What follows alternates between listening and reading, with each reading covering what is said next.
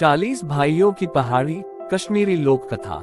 40 भाइयों की पहाड़ी, लोक कथा कश्मीर। कई साल पहले कश्मीर की ऊंची पहाड़ियों में एक धनी किसान रहता था जिसका नाम ध्रुस था। हालांकि उसके पास बहुत सारी भेड़ें और मवेशी थे, लेकिन वह और उसकी पत्नी दोनों दुखी थे क्योंकि उनके विवाह के बाद से बच्चे नहीं हुए थे। उनकी प्रार्थनाएं, संतों, पीरों और साधुओं की प्रार्थनाएं भी बेकार चली गई थीं, उनका कोई परिणाम नहीं निकला था। एक दिन सफर से थका हुआ एक पीर गांव में से होकर गुजरा। वह श्रीनगर में बागों और मेवे के उद्यानों के बीच आराम करने के रास्ते में था।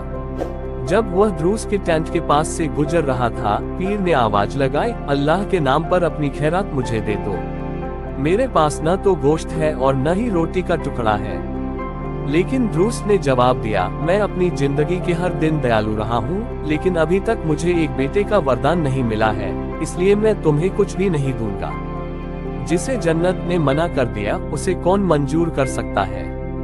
पीर ने निढाल होते हुए कहा और दूसरे टेंट की तरफ चल दिया।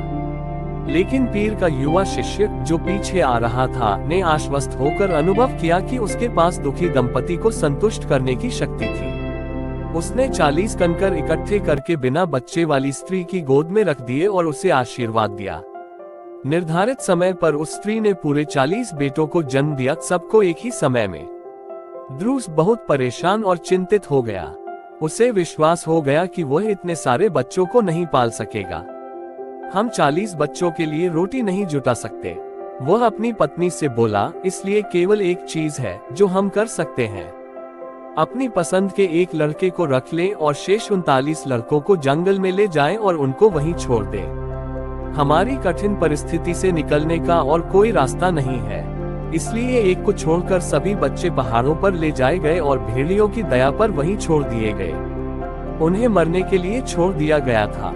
लेकिन एक दिन पहाड़ियों में अपनी भेड़ों के झुंड को चराते हुए एक गधेड़िए को एक हिरण का खास व्यवहार उन चट्टानों और बोल्डरों की तरफ ले गया जिन्होंने एक कंदरा का मुख बंद कर रखा था। वहां उसने पाया कि बहुत बड़ी संख्या में बच्चे जंगली ट्यूलिपों के बीच में खेलते हुए इधर से उधर दौड़ रहे थे। गधेड़िया लड़का डर गया, ये बच्चे कौन हो सकते हैं? उसने आश्चर्य से सोचा, ये इस निर्जन इलाके में कैसे आए? उद्धरण। शाम को उसने अपने अनुभव के बारे में अपने पिता को बताया और वह खबर ऐसे फैली जैसे उसे हवा ने फैलाया हो। अंततः ये बात ध्रुस तक भी पहुंची। वह फौरन समझ गया कि उस निर्जन क्षेत्र में खेलने वाले बच्चे उसके अपने थे। कई महीनों से वह पछता रहा था और दुखी था, लेकिन अब वह खुशी से झूम उठा।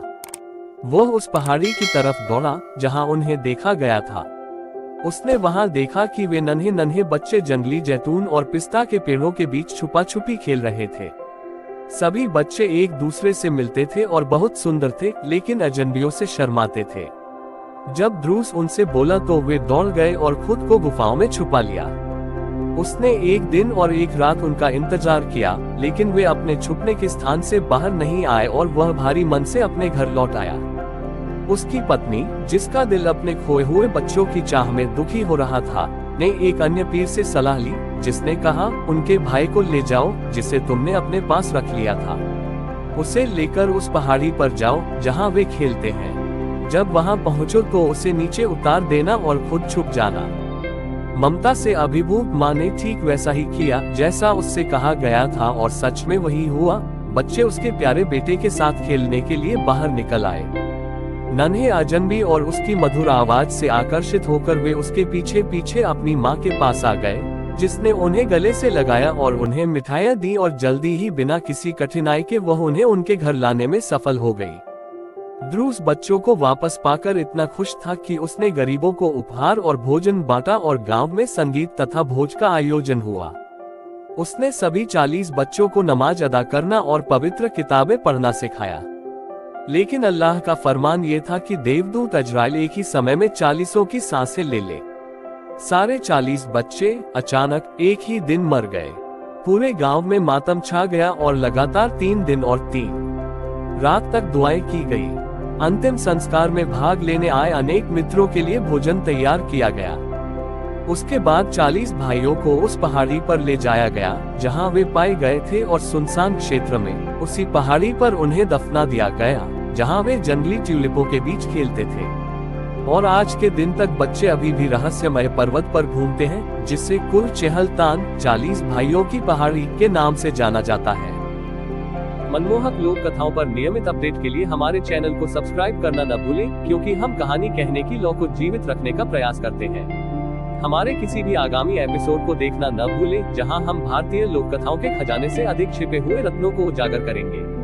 हमसे जुड़े और इस अविश्वसनीय साहसिक कार्य का हिस्सा बने, क्योंकि हम आपको लोक कथा इतिहास, लोक कथाओं का अनावरण की मनोरम दुनिया में जाने के लिए आमंत्रित करते हैं। मंत्रमुग्ध और प्रेरित होने के लिए तैयार रहें।